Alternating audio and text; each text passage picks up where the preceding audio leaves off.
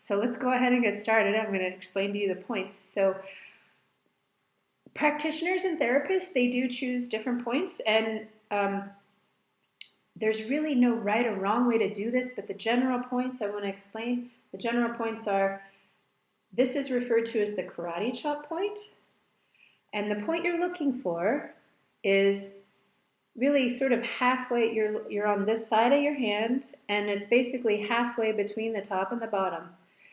So you want to tap right there. It's called the karate chop point. And honestly, when I'm doing this point, I often use, my whole hand, 3 fingers, just to make sure that I get it. I'll tap on the whole thing because then I have a greater chance of actually hitting the correct point. So that's the karate chop point, and most practitioners start here. This point in particular, it's a way of sort of waking up your nervous system to, okay, we're gonna move some things now. So this is the karate chop point. The next point is on the very tip of your eyebrow. So on the bone, on the tip of your eyebrow. So where your eyebrow starts.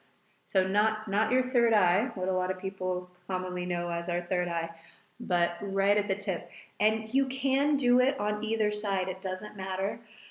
The same exact meridian system runs on each side. It is a mirror image straight down the center of your body. So it mirrors itself on both sides. So you can tap on either hand. It doesn't matter. It makes no difference. You're going to be hitting the exact same points. So you can tap on either hand. You can tap on either eyebrow. Some people like to do 2 at a time, like to do both, and that's fine. But you don't have to. You can pick one side. I tend to have a habit of doing one side for a round and then doing the other side just because I like to feel even, but that's just my personal preference. Some people do both at the same time as they go, and that's fine too. It's really whatever's comfortable to you. There's really no wrong way to do it. It's a very forgiving method. So starts with the eyebrow point, as we call it, at the start of the eye. Then follow your eyebrow all the way to the side. And then again, it's on the ocular cavity, so it's right on the bone. Here it's on the bone, follow it. Here it's on the bone, on the side of the eye. So not your temple, not back here, but actually on their ocular cavity on the bone. And then again, follow that bone down to the bottom of your eye. And again, this time it's the bottom of the ocular cavity, on the bone, sort of right where your cheek starts. I love this point whenever I'm having any kind of sinus issues whatsoever. This is a great point for me. Okay, and when you're tapping, you want to do it gently. You don't need to do it really hard. You don't need to like bruise yourself, but you're just sort of gently, lightly tapping on that area around 5 to 7 times or more. Sometimes I stay in one spot just because I know that, well, if I'm actually feeling something moving, then I'll stick to that spot for a little while and keep going. The next point is under the nose. So it's like right in the crease of your lip, right under your nose. And I like to use 2 fingers just because then I'm getting that whole area for sure. You can use 1, you can use 2. It's really just your comfort. Then the next one is under your chin, sort of right in the crease. So not your actual chin, not your lip, but just right in the crease of your chin. And then the next one after that is your collarbone point. Let's see. It's your collarbone point. And again, this is right in the center. This one you can actually do on either side. There are also, so your collarbone point, it's like, you've got your neck, you've got these bones here, it's just right under there. And when I tap here, I tend to feel a lot of movement. This is one of my favorite points.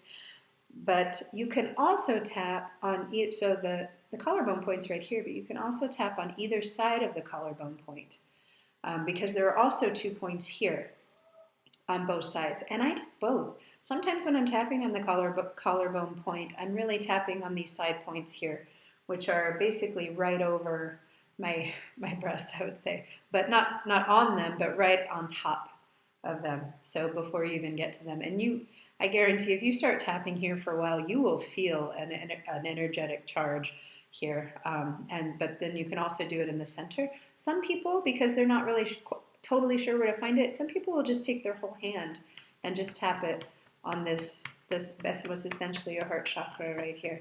And then you get the whole, you definitely will get the point. Either way, again, all personal preference. The next point after the collarbone point is under your arm. And it's basically, so if your armpit is here, it's basically, about 3 or 4 inches under your armpit, or for ladies, it's right around where our bra line starts. So under your arm, right around where your bra line starts.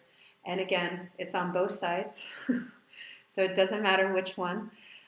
You could potentially do them both at the same time, and that would be a little uncomfortable for some people.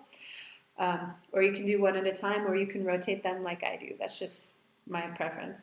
And then the last one is right at the top of the head. So right at this crown chakra here at the top. Oh, and I love this one too.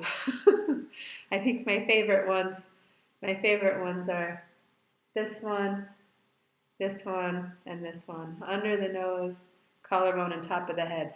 For whatever reason, when I tap those 3 points, I tend to feel the most charge, the most energetic charge, and the most movement. But I go through all of them. So when you do a round of tapping, you generally start at the karate chop point, but then you go all the way around.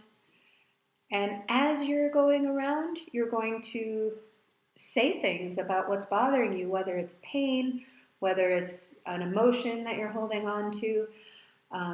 And we're going to talk a lot more about that in the next video, about what to say when you're tapping.